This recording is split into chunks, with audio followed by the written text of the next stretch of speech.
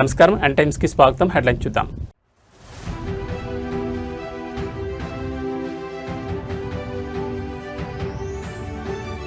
మహిళా రిజర్వేషన్లపై కేంద్రం కీలక నిర్ణయం. రేపు పార్లమెంట్ మీదకు సవరణ బిల్లు.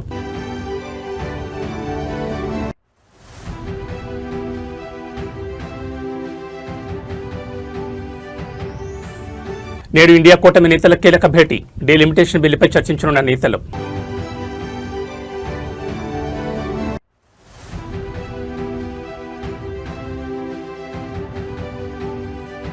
గ్రామాల్లోనూ అన్నా పిలుపు.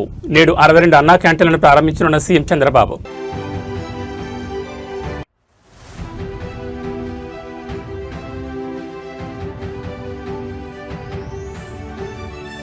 టీడీపీలో నూతన శకం. జాతీయ వర్కింగ్ ప్రెసిడెంట్గా నారా లోకేష్.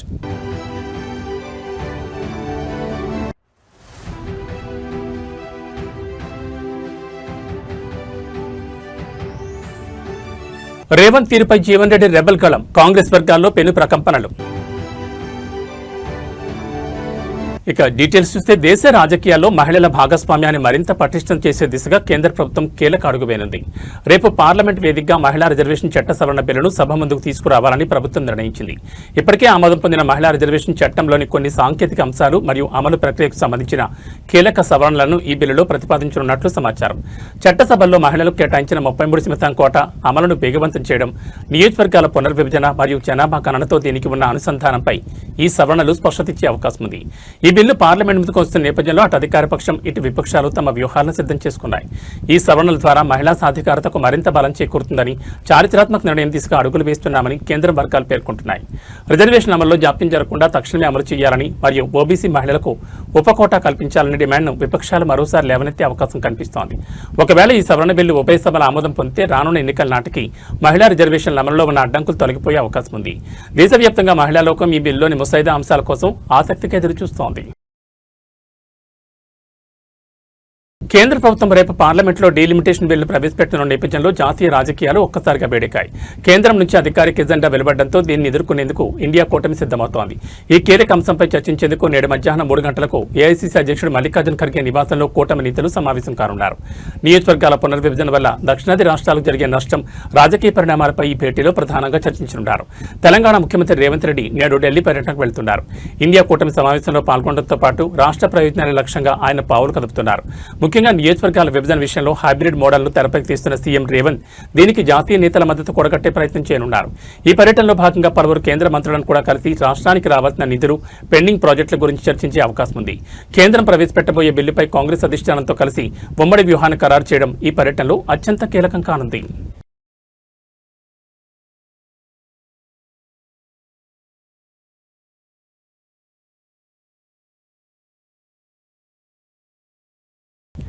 ఆంధ్రప్రదేశ్ రాష్ట్రంలోని గ్రామీణ పేదల కోసం మరో కీలక నిర్ణయానికి నేడు శ్రీకారం చుడుతున్నారు ముఖ్యమంత్రి చంద్రబాబు నాయుడు.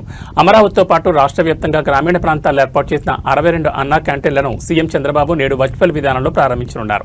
పేదలకు తక్కువ ధరలో నాణ్యమైన భోజనం అందించాలనే లక్ష్యంతో ఈ అన్నా క్యాంటీన్లను ప్రభుత్వం అందుబాటులోకి తీసుకొచ్చిన విషయం తెలిసిందే. కాగా ఇప్పటివరకు సిటీలు, పట్టణాలకు పరిమితమైన ఈ అన్నా క్యాంటీన్లు ఇప్పుడు గ్రామాల్లో కూడా అందుబాటులోకి వస్తున్నాయి.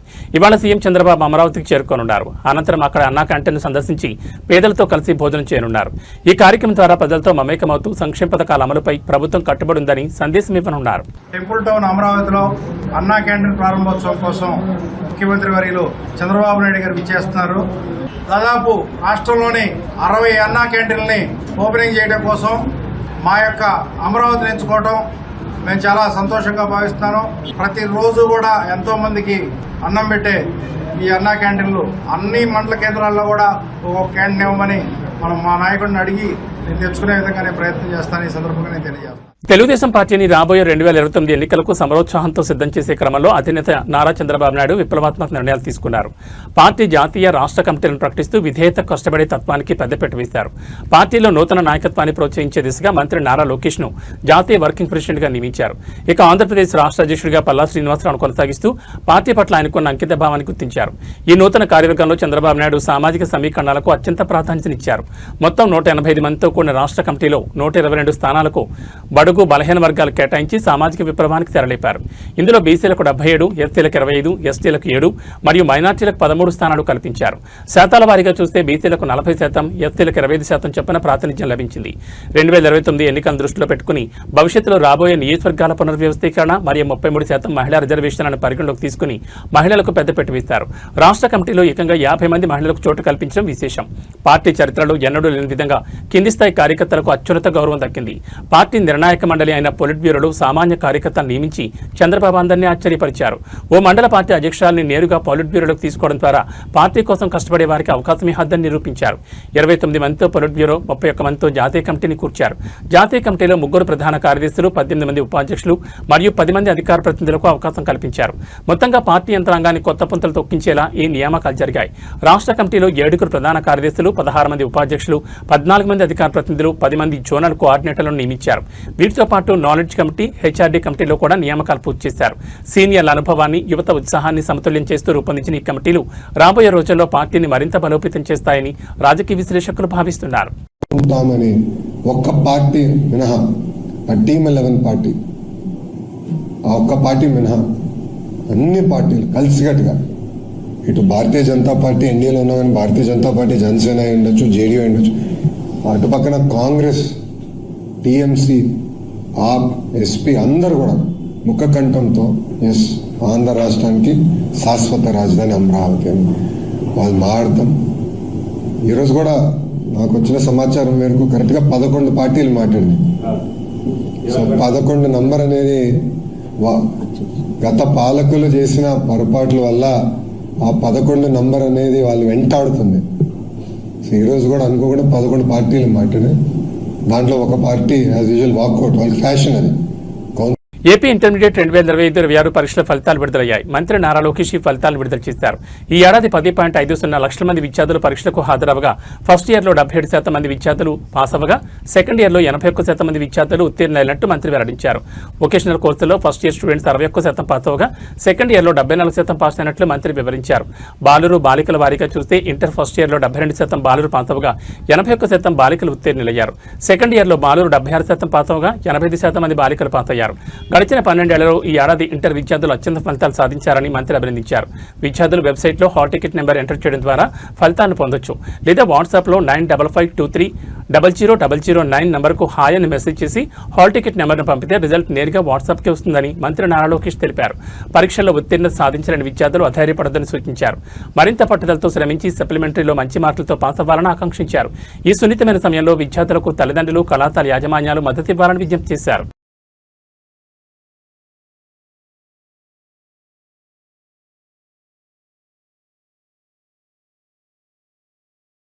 కాంగ్రెస్ పార్టీ అనేది ఇప్పుడు రేవంత్ రెడ్డి ప్రైవేట్ లిమిటెడ్ కంపెనీగా మారింది. పార్టీని ఆయన క్రమక్రమంగా ఖతం చేస్తున్నాడంటూ జీవన్ రెడ్డి ఘాటు వ్యాఖ్యలు చేశారు. కనీసం సొంత పార్టీ ఎమ్మెల్యేలకు కూడా ముఖ్యమంత్రి అపాయింట్మెంట్ ఇవ్వడం లేదని, ప్రజాప్రతినిధులను గౌరవించే సంస్కృతి రేవంత్ రెడ్డికి లేదని మండిపడ్డారు. ఈ సందర్భంగా మాజీ ముఖ్యమంత్రి కేసీఆర్ తీరును జీవన్ రెడ్డి కొనియాడారు. కేసీఆర్ నా వయసును గౌరవిస్తారు, నన్ను ఎప్పుడూ అన్నా అని పిలుస్తారు. కేసీఆర్కు ప్రజలంటే అపారమైన గౌరవం ఉంది, కానీ రేవంత్ రెడ్డికి అహంకారం తప్ప ప్రజల పట్ల గౌరవం లేదని విమర్శించారు.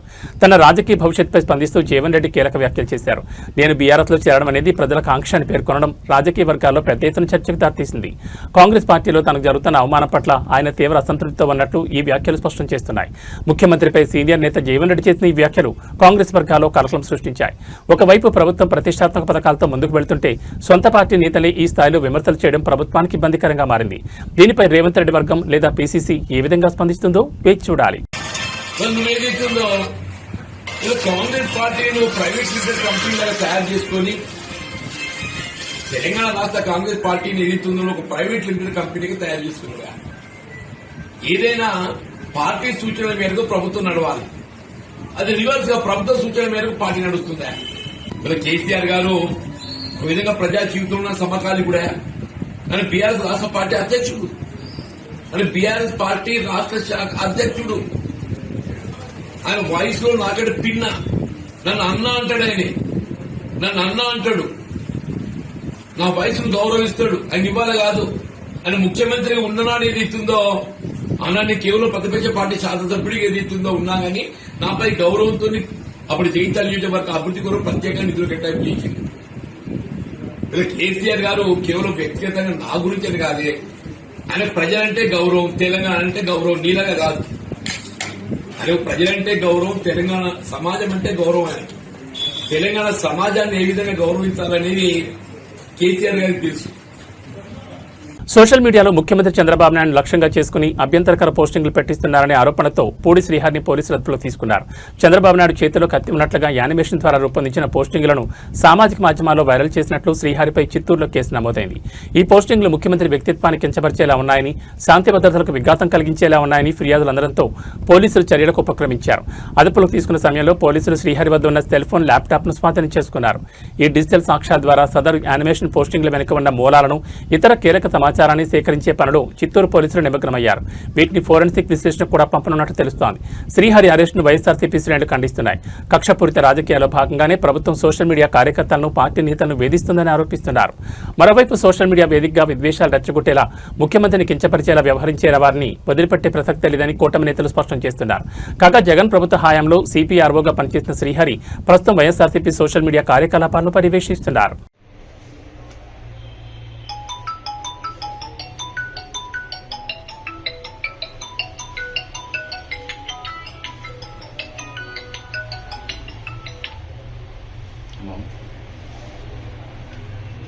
ఫుటేజ్ చూస్తున్నాం, తీరుస్తాను.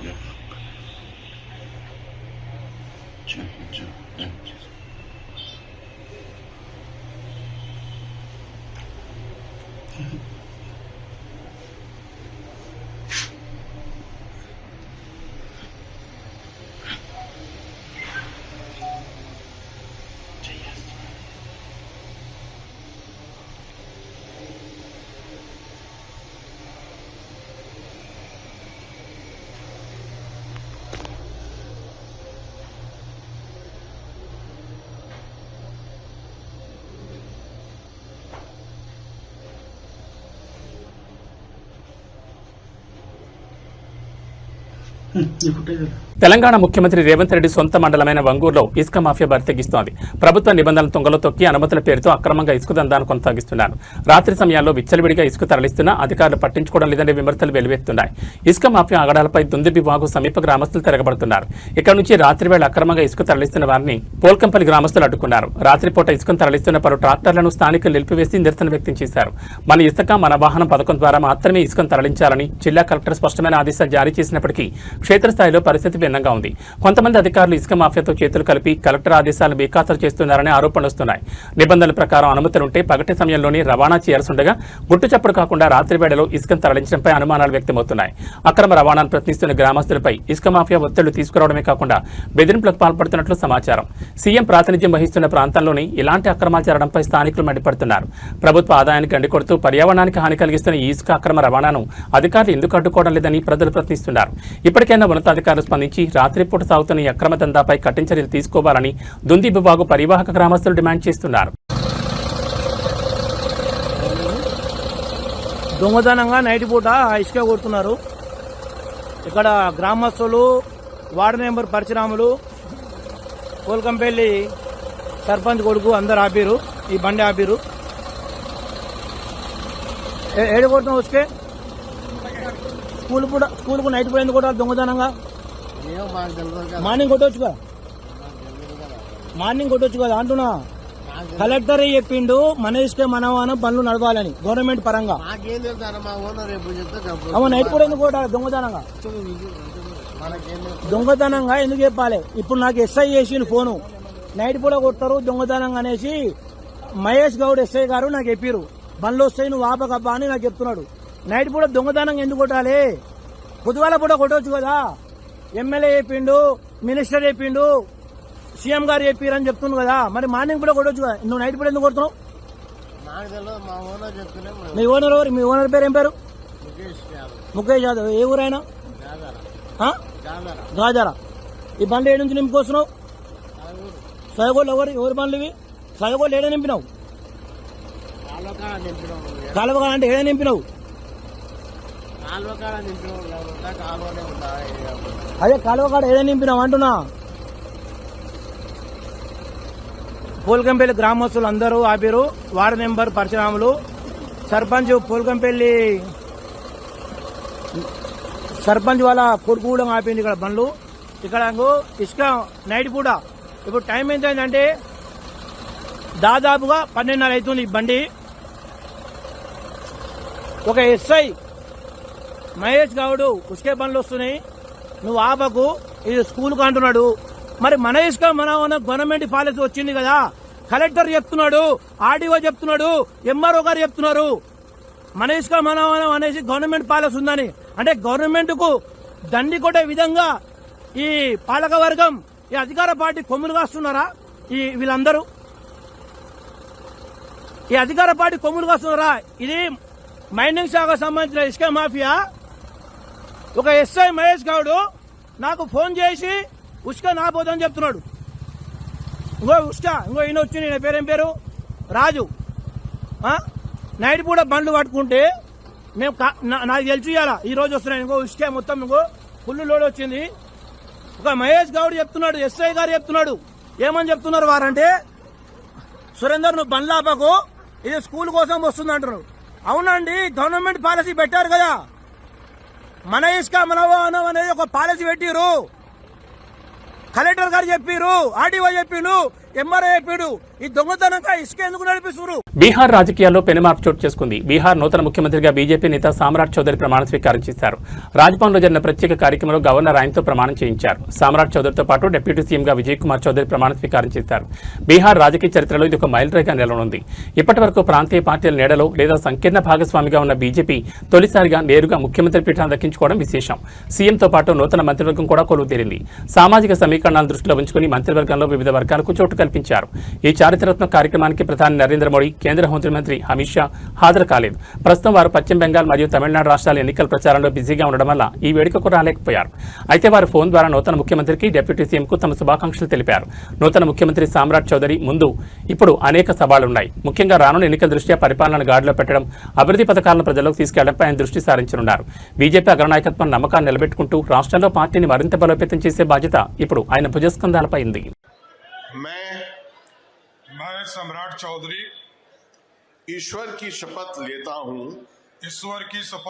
हूँ कि मैं विधि द्वारा स्थापित भारत के संविधान के प्रति सच्ची श्रद्धा और निष्ठा रखूंगा। मैं भारत की प्रभुता और अखंडता अक्षुण रखूंगा। मैं बिहार राज्य के मुख्यमंत्री के रूप में अपने कर्तव्यों का श्रद्धा पूर्वक और शुद्ध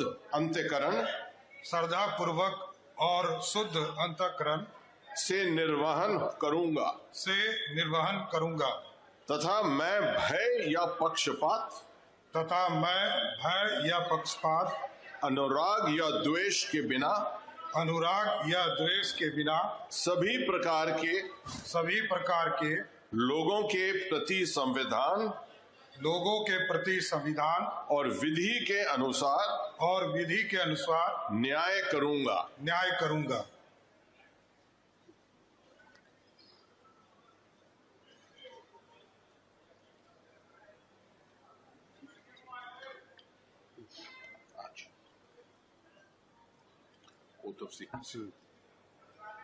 Oath of secrecy. मैं सम्राट चौधरी ईश्वर की शपथ लेता हूँ कि जो विषय बिहार राज्य के मुख्यमंत्री के रूप में मेरे विचार के लिए लाया जाएगा अथवा मुझे ज्ञात होगा उसे किसी व्यक्ति या व्यक्तियों को तब के सिवाय जबकि ऐसे मुख्यमंत्री के रूप में अपने कर्तव्यों के समायक निर्वहन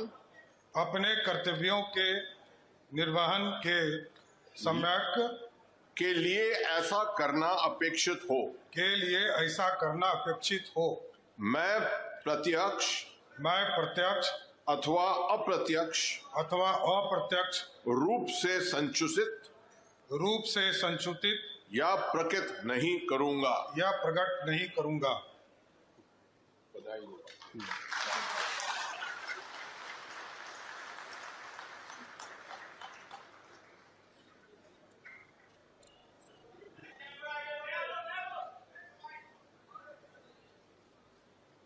కామారెడ్డి జిల్లా ఎల్లారెడ్డి పట్టణంలోని మహాత్మా జ్యోతిబా పూలే బీసీ బాలికల వసతి గృహంలో తీవ్ర విషాదం నెలకొంది. హాస్టల్లో ఉండి చదువుకుంటున్న 8వ తరగతి విద్యార్థిని శ్రావణి గుండెపోటుతో మృతి చెందడం స్థానికంగా కలకలం రేపింది. నసరుల్లాబాద్ మండల కేంద్రానికి చెందిన శ్రావణి ఎల్లారెడ్డి బీసీ గర్ల్స్ హాస్టల్లో ఉంటూ 8వ తరగతి చదువుతోంది. కాగా బుధవారం విద్యార్థిని అకస్మాత్తుగా తీవ్ర అస్వస్థతకు గురై ప్రాణాలు కోల్పోయింది. అధికారులు విద్యార్థిని ఎల్లారెడ్డి ప్రభుత్వాసుపత్రికి తరలించగా అప్పటికే మృతి చెందినట్లు వైద్యులు ధృవీకరించారు. శ్రావణి మరణవార్త తెలుసుకున్న తల్లిదండ్రులు, బంధువులు ఆసుపత్రికి చేరుకుని తీవ్ర ఆవేదన వ్యక్తం చేశారు. 14 ఏళ్ల చిన్న వయసులో గుండెపోటు రావడం ఏంటని వారు ప్రశ్నిస్తున్నారు. విద్యార్థిని మృతిపై తమకు అనేక అనుమానాలున్నాయని, హాస్టల్ నిర్వాహకుల నిర్లక్ష్యం ఉందేమోనని ఆరోపిస్తూ ఆసుపత్రి ఎదుట ఆందోళన దిగారు. తమ బిడ్డ మృతిపై సమగ్ర విచారణ జరిపించాలని, బాధ్యులపై కఠిన చర్యలు తీసుకోవాలని తల్లిదండ్రులు డిమాండ్ చేస్తున్నారు. ప్రభుత్వం స్పందించి తమ కుటుంబానికి న్యాయం చేయాలని వారు కోరుతున్నారు. ఆసుపత్రి వద్ద ఉద్రిక్తత నెలకొనడంతో పోలీసులు పరిస్థితిని సమీక్షిస్తున్నారు.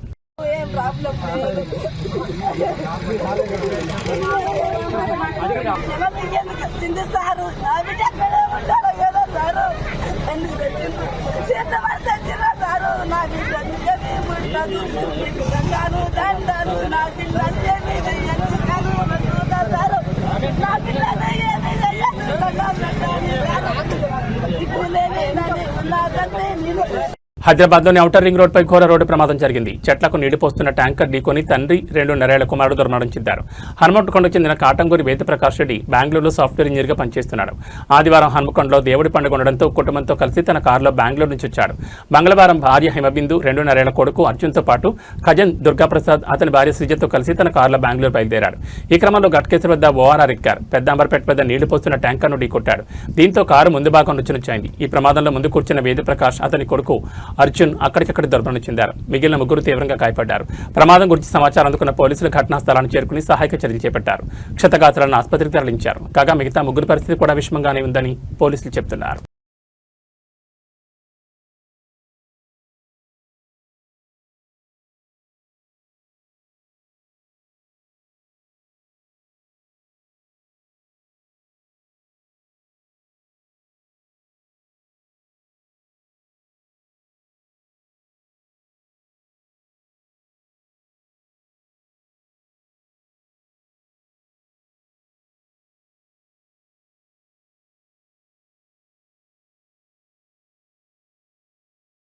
ఏబీ బులెటిన్ విశేషాలు. నమస్కారం.